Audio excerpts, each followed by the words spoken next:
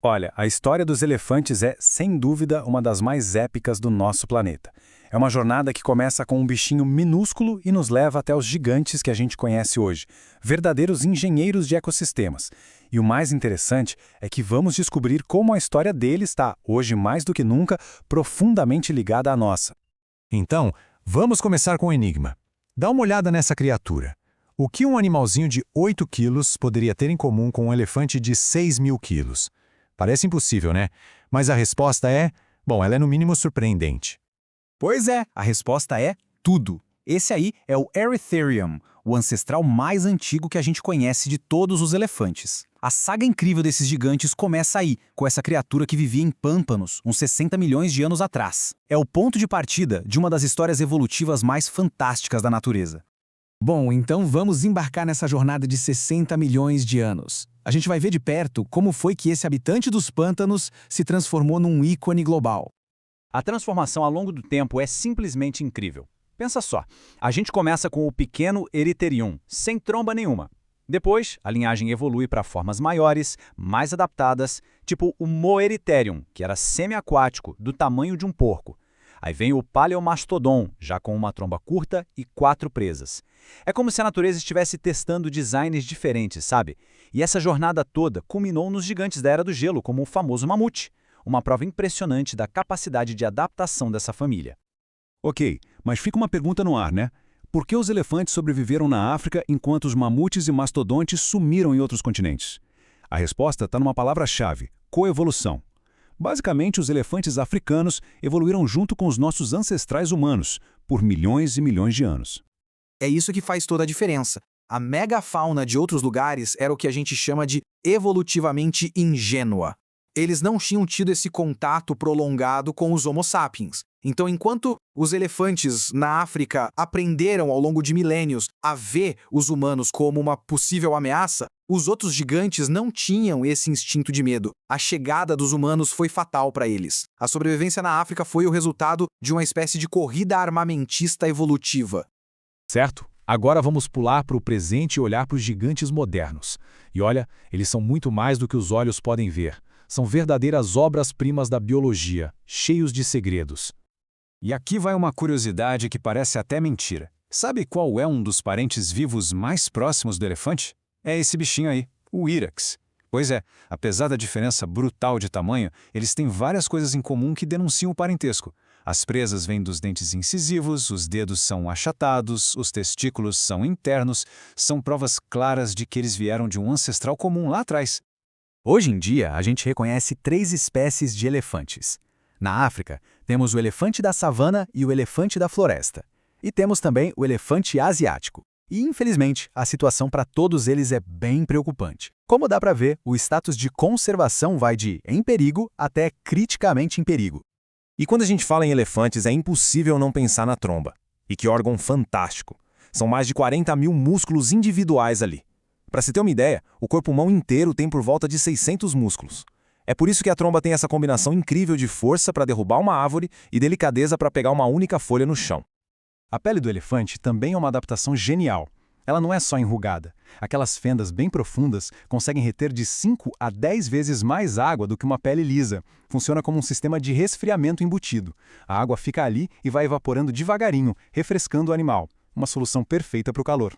Mas a complexidade dos elefantes vai muito além do corpo. Agora a gente vai mergulhar no mundo interior deles. Vamos falar de mentes, de nomes e de corações. É aqui que a história fica ainda mais fascinante.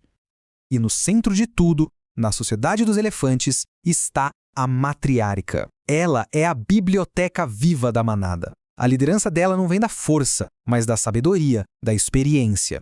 É a memória dela que sabe onde achar água nos tempos de seca, o que literalmente salva a família inteira. Ela é a guardiã do conhecimento do grupo. Agora, uma pergunta que parece de ficção científica. Será que os elefantes têm nomes uns para os outros? E a resposta, inacreditavelmente, é sim. Um estudo de 2024 provou isso. E é algo revolucionário. Eles usam o que os cientistas chamam de rótulos vocais específicos e arbitrários.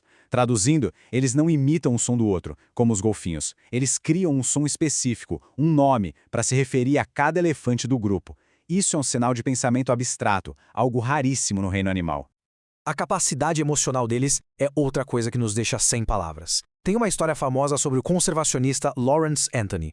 Quando ele faleceu, manadas selvagens que ele tinha ajudado a reabilitar viajaram por 12 horas, sozinhas, até a casa dele. E ficaram lá em vigília por 2 dias. É um comportamento que é muito difícil de interpretar como outra coisa senão luto. E como se tudo isso não bastasse, a importância dos elefantes vai ainda mais longe. Eles são heróis climáticos inesperados.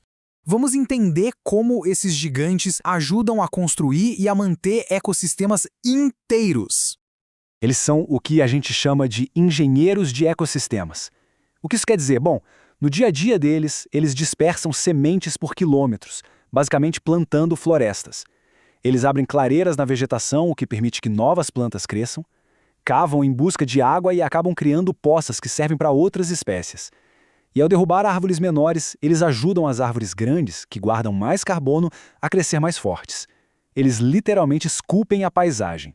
E essa última parte, sobre as árvores, tem um impacto gigantesco no clima.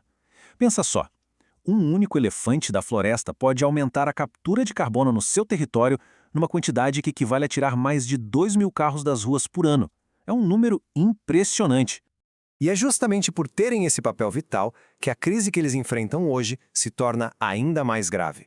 O nosso futuro, o futuro do planeta, está nas mãos deles e eles estão em perigo. As ameaças são enormes e bem conhecidas. A gente tem, claro, a caça ilegal por causa do marfim, que ainda é um problema terrível. Mas hoje o conflito entre humanos e elefantes, muitas vezes por espaço e recursos, e a perda do habitat deles, se tornaram ameaças tão grandes quanto ou até maiores em alguns lugares. E o resultado disso é catastrófico. A população dos elefantes da floresta, aqueles nossos heróis do clima, caiu 86%. E não foi em séculos, foi em apenas 30 anos. É um número que choca e que mostra a urgência da situação. Mas, felizmente, existe esperança. E ela vem da criatividade. Estão surgindo soluções inovadoras para essa convivência. Por exemplo, cercas de colmeias, que usam o medo natural que os elefantes têm de abelhas para manter eles longe das plantações. Ou tijolos feitos de pimenta e esterco, que quando queimados, soltam uma fumaça que espanta os elefantes sem machucar. São saídas inteligentes que buscam uma coexistência pacífica. No fim, essa jornada de 60 milhões de anos nos leva a uma conclusão muito clara.